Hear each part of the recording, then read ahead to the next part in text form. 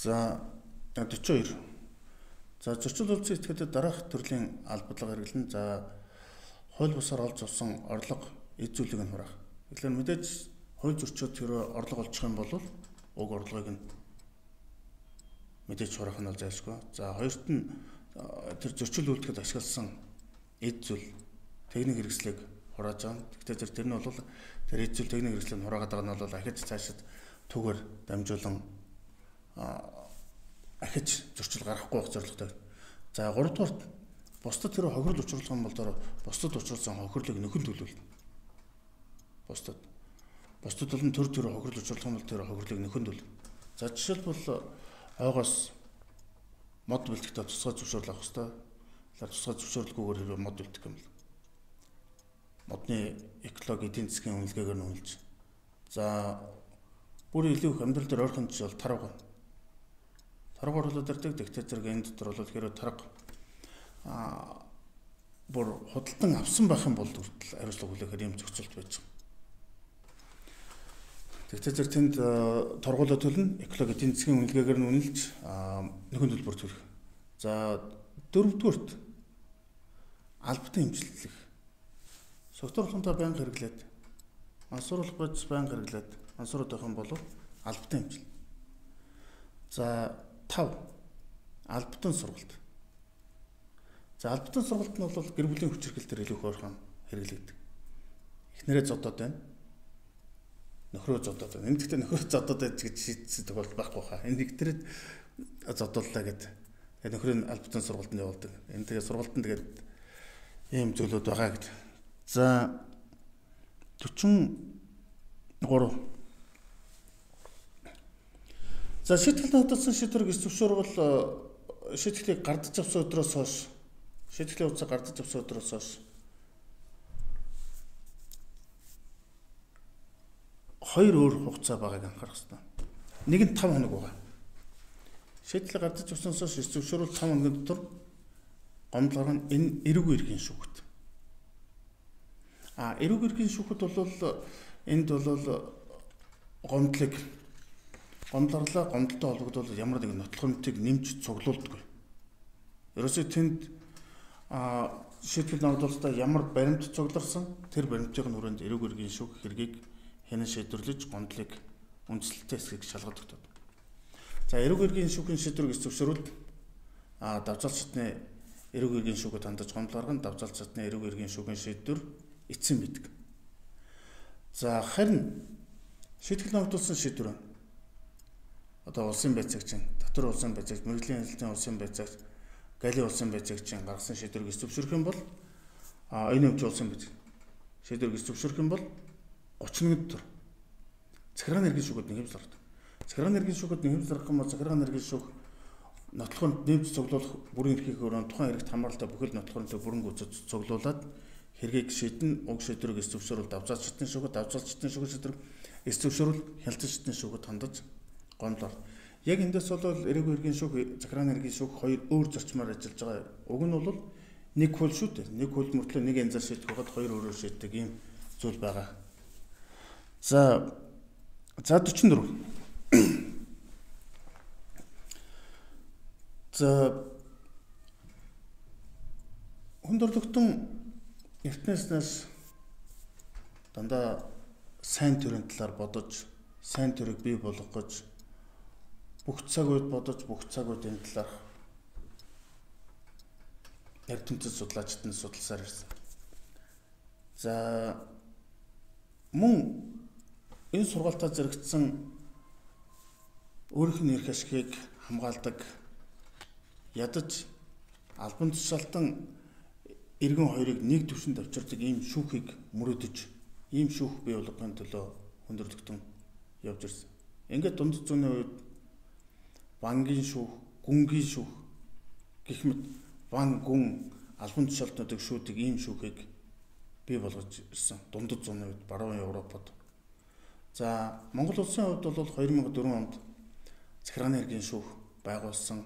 Энэ захиргааны эргийн шүүх нь бол захиргааны байгууллага албан тушаалтны шийдвэр үйл ажиллагаа хуульд нийцэж байгаа хэсэг. Энэ хүү шийдвэр үйл ажиллагаанаас эргэн хуулийн этгээдийн эрх хууль ёсны ашиглах нөхцөл хөндөгдсөн хэсгийг шалгадаг зөрчигдсөн байвал эрх хуулийн ёсны ашиг сонголтын сэргээгчийг үүрэгтэй ийм байгууллага. За захиргааны иргэн шүүхийн маргааны харьяал гэж. Энэ бол захиргааны иргэн шүүх бол маргааны харьяал гэдэг нь юу гэсэн үг вэ? Хариуцагч аль нутаг дэвшгэрт орж чинь тэр газрын шүүхэд хандаж нэхэмжил гаргахыг маргааны харьяал гэж. Захиргааны иргэн шүүхийн харьяал гэж. Захиргааны иргэн шүүх нь зарим маргааныг хангалтчны журмаар хянан шийдвэрлэдэг.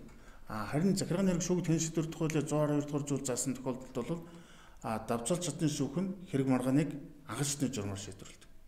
За жишээлбэл Монгол Улсын засгийн газартай холбоотой маргаан байна. Өөрөөр хэлбэл засгийн газар тогтоосон захиргааны хэм хэмжээний акттай холбоотой маргаан байна. Тэгвэл шууд энэ давцаалт шатны шүүх шийдвэрлэнэ. Улсын хурлын сонгуул, ерөнхий зэчин сонгуультай холбоотой маргаанууд байна. Захиргааны иргэн давцаалт шатны шүүх хангалтчны журмаар хянан шийдвэрлэнэ. За түүнчлэн улсын дээд жигүүд хуулиар харьяалуулсан тохиолдолд хэргийг хангалтчны журмаар шийдвэрлэнэ. Гэхдээ одоогор бол улсын дээд жигийн захиргааны иргэн танхимд хуулиар харьяалуулсан юм тохиолдол байхгүй байна. За 45. Хэрэг хянан шийдвэрлэх ажиллагааны зарчим. За жишээ нь монгол хэл дээр явагдах. Монгол Улсын үндсэн хууль заасан төрийн албан ёсны хэл нь монгол хэл байна гэж заасан учраас монгол хэл дээр шүүхийн бүх үйл ажиллагаа явагдана. Хэрв гадаадын иргэн монгол хэл мэдэхгүй бол өөрийнхөө төрөлх хэл дээр тайлбар мэдээлэл өгч болно. Гэхдээ орчуулагчаар дамжуулна. За хөгжлийн бэрхшээлтэй улмаас ярих боломжгүй хүмүүс бол хэлмэрчээр дамжуулан шүүх хуралдаанд оролцсон. За шүүх хуралдаан нээлттэй баг. За албаны болон хувь хүний нууцад хамаарахаас бусад асуудлыг хэлцэж байгаа шүүх хуралдаан нээлттэй явагддаг. Нээлттэй гэдэг нь бол тухайн шүүх хуралдаанд сонирхож ирчгээд орж тухайн хуралдааны танхимд байж тухайн хуралдааны үйл явцыг ажиглах, сонсох боломжтой байхыг шүүх хуралдаан нээлттэй байна гэдэг. За шүүх хуралдаан тасралтгүй явагдах. Энэ бол нэг хэргийг хэлцээд эхлүүл. За амралтын цагаас амралт эсвэл нөгөө шөнийн цаг болсноос бусад бол тухайн хэргийг завсралгүйгээр эцэлж хурлаж гисэн хэргийг шийдвэрлэл дуусгах гэж. Өөрөлдөө дундуур өөр хэрэг хэлцэж болохгүй гэсэн. За 46. За захиргааны хэргийн шүүхэд дараах тохиолдолд нэхэмжил гарна. За дээдчдний байгууллага албан тушаалтын шийдвэрийг эс зөвшөөрвөл. За хоёрт нь дээдчдний захиргааны байгууллага албан тушаалтын шийдвэрийг дооцчдний захиргааны байгууллага албан тушаалтын биелүүлэхгүй бол 3 гаргасан гомдлыг нь захиргааны байгууллага хууль заасан хугацааны дотор шийдвэрлэхгүй бол 4-т нь хууль заасан дагуу дээдчдний захиргааны байгууллага байхгүй бол 5 хуульд зааснаар шууд захиргааны иргэн шүүхэд хандаж нэхэмжил гаргахаар заасан бол. Жишээ нь улсын ерөнхий прокурорын шийдвэрийг зөвшөөрвөл шүүхэд хандаж нэхэмжил гаргана гэж заалталдаг. Ийм 5 тохиолдолд захиргааны иргэн шүүхэд нэхэмжил гарах хугацаа үүснэ байгаа. За ерөнхий хугацаа захиргааны иргэн шүүхэд хандаж нэхэмжил гаргах ерөнхий хугацаа 31. Яг сенатор хэлсэн дээр 5 тохиолдол энэ хугацаануудын дотор болоод шүүхэд хандаж 31 дээр нэхэмжил. Харин сонголттой холбоотой маргаанууд байна. 5 дотор шүүхэд хандаж нэхэмжил гарна. За сонгуулийн тухай хууль дотор энэ тусгайлсан хугацаа байгаа. За тэрэн бол орон нутгийн өмчийн тухай хууль заасантай бол 14 дотор шүүхэд хандаж нэхэмжил гарна гэдэг. Гэхмээр юм тусгайлсан хугацаанууд бол байгаа. За 47. За хэрэг хянан шийдвэрлэхэд ач холбогдол бүхий баримт сэлтийг нотлох хөрмтгөн. За нотлох баримт нь өөрөө бусад нотлооны хэрэгслээр тогтоогдно. Бусад нотлооны хэрэгслэр.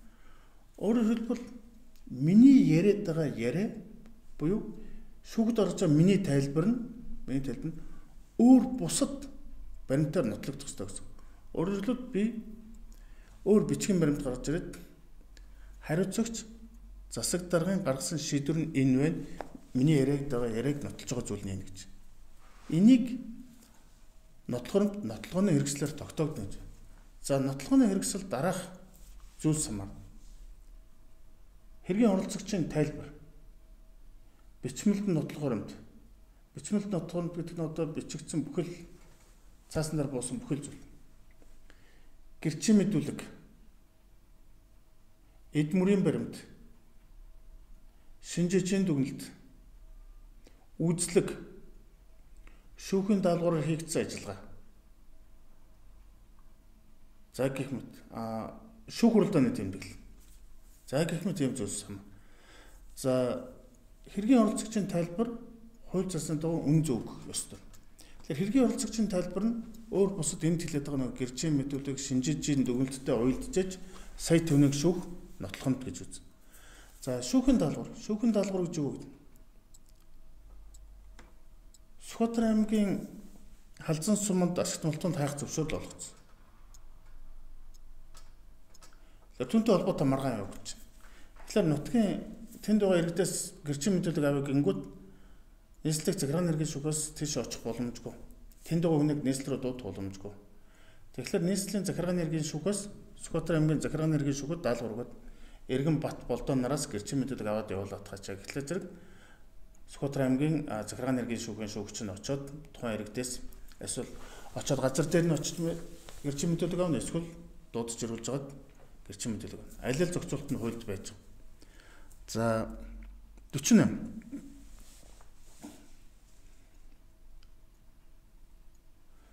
Хэргийн оролцогч. Тэгэхээр энэ хууль дотор хоёр төрлийн оролцогч байгаа. Хэргийн оролцогч, хэргийн бусад оролцогч гэж байна. Хэргийн оролцогч гэж хэнийг хэлэх вэ гэхээр нэхэмжлэгч, хариуцагч, гуравдагч гэдэг.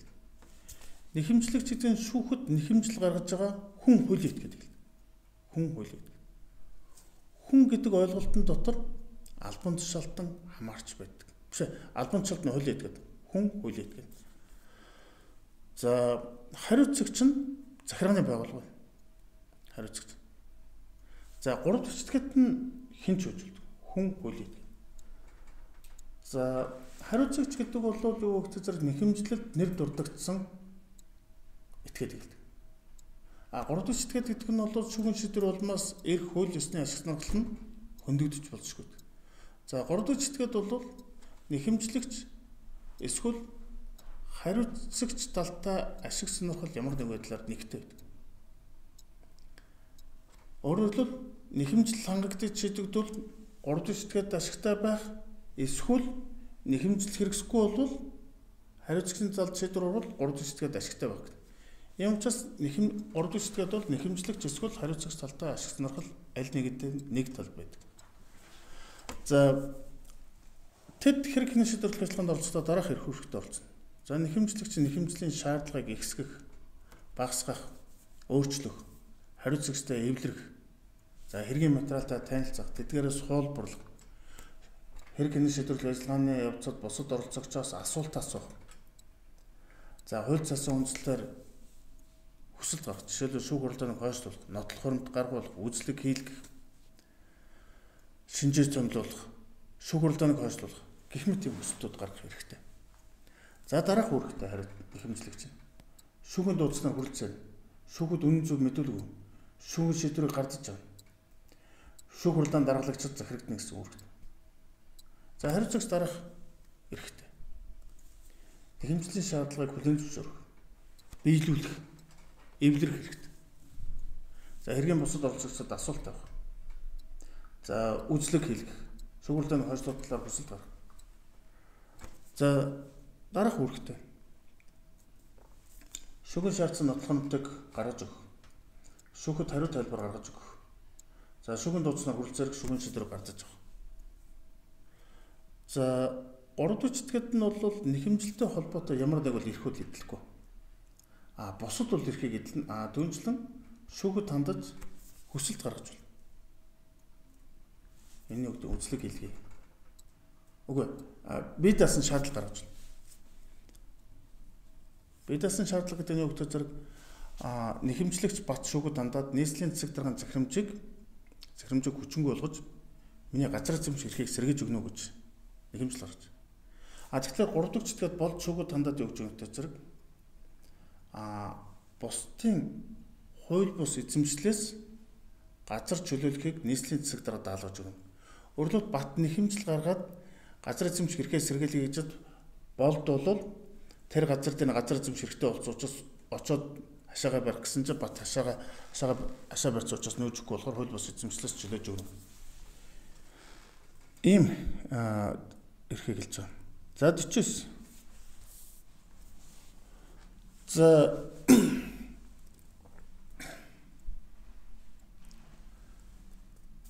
шүүхийн нэхэмжлийн бүрдүүлбэр. Шүүхэд гаргаж байгаа өргөдлийг нэхэмжил гэдэг. Нэхэмжил нь дараах бүрдүүлбэр байна. Аль шүүхэд гаргаж байгаа? Толгой хэсэгт. За нэхэмжлэгчийн ургийн овог, эцгийн нэр, өөрийн нэр, холбоо ойрох, утас. Хуулийн этгээд бол оршин байгаа газрын хаяг, холбоо ойрох утас. За хоёрт нь хариуцагчийн нэр, оршин байгаа газрын хаяг. За гуравт нь нэхэмжлийн шаардлагын үндэслэл. Тэгэхээр үндэслэл гэдэгт нь ямар үндэслэлээр яагаад энэхүү шаардлагыг гаргаж байгаа түүний үндэслэлийг хууль зүйн талаас нь, үйл баримт талаас нь тайлбарлаж бичнэ. За нэхэмжлийн шаардлага. Энд шүүхээс ямар шийдвэр гаргуулах гэдэг нэг өгүүлбэрт багтаамж. Нэхэмжлийн шаардлага нь бол захиргааны эрх шүүхэд хэн шийдвэр тухайлын 106-гийн 3 заасан аль нэг шийдвэр гаргахад чиглэсэн байна. Тэгээ 106-гийн 3-ыг харах хэрэгтэй. За дөрөвт нь, за тавт нь. За хавсрагсан баримт. Тэгээ хавсрагсан баримт гэдэгт нь маргаж байгаа захиргааны шийдвэрийг нотлож байгаа баримт, урьдчилан шийдвэрлэх үйл ажиллагаа явуулсан бол түүнийг нотлох баримт, улсын тэмцэлтэй оромж төлсөн баримт. Хэрв хуулийн этгээдээс нэхэмжил гаргаж байгаа улсын бүртгэлийн гэрчлэгээ. За үүний дараа төгсгөлт нь бол гарын үсэг. Гарын үсэг зураад байна гэдэг нь юу гэсэн үг вэ? Зэрэг нэхэмжил гаргаж байгаа өөрийнхөө үйлдэлийг өөрөө зөвшөөрч баталгаажуулж байгаа гэсэн үг. За нэхэмжлийн шаардлага дараах төрөлтэй.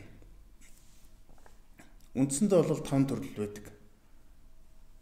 Үндсэндээ бол захиргааны актыг хүчингүй болгох, захиргааны актыг ил туйл бус болохыг тогтоолгох, эсвэл хууль бус болохыг тогтоож захиргааны акт гаргахыг даалгах, хохирол гаргуулах, тавт нь эрх зүйн хурцаа байгааг тогтоолох. Ийм үндсэн 5 оолготой байна. Ер нь бол яг зөвхөн захиргааны эрх шүүхэд хэн шийдвэр тухайлын 106-гийн 3-ын 12 нэхэмжлийг бүхэлд нь хангах гэж байна. Нэхэмжлийг хангах гэдэгт нь юу байдаг вэ гэхээр зэрэг жишээлбэл ажлаас салсан тушаалыг хүчингүй болгож, ажил дээгүүрэн тогтоож, ажилтгаас хугацааны цалин усыг гаргаж, нийгмийн даатгын дэвтэр бичиж ирэх. Энд 4 шаардлага гаргаж байна. Энэ 4 шаардлага түрүүний миний хэлсэн 3 дотор зөвхөн захиргааны актыг хүчингүй болгох. Тэгэхээр захиргааны актыг хүчингүй болгох гингүүд нь тэрийг дагаад гарах эрх зүйн үр дагавруудыг хэлдэг. Тэгэхээр энэ хүү эрх зүйн үр дагавруудыг нь болохоор тэр хууль дотор бүхэлд нь хангах гэж ингэж зааж өгсөн байна. За 50. За нэхэмжлэг хүлээн авахаас татгалзах үндслэл. Энэ захиргааны эрх шүүхэд хэн шийдвэр тухайлын 54 дэх зүйл. За нэхэмжлэг дараах тохиолдолд хүлээн авахаас татгалзсан. 1. Захиргааны эргийн шүүхэд хариалагдахгүй. Захиргааны эргийн шүүхэд хариалагдахгүй гэдэг нь юу гэхээр энэ бол иргэний эргийн шүүхэд хариалагдах, эсвэл үндсүүлийн цэцэд эсвэл эрүүгийн эргийн шүүхэд хариалагдах маргаан гэсэн үндслээр хүлээн авахаас татгалзсан. За 2. Тухайн захиргааны эргийн шүүхэд хариалагдахгүй бол маргаан нь бол маргаан муу юм байна. Маргаан муу. Захиргааны хэрэг муу юм байна. Тэгэхдээ тухайн шүүхэд хариалагдахгүй байх гэж. За жишээлбэл Төв аймгийн засаг даргын захирамжийг зөвшөөрөөд нийслэлдэх захиргааны эргийн шүүхэд хандаад нэхэмжил гаргацлаа. Тэгэхээр энэ бол захиргааны эргийн тухайн захиргааны эргийн шүүхийн хариаллын бус гэх үндслээр татгалзахыг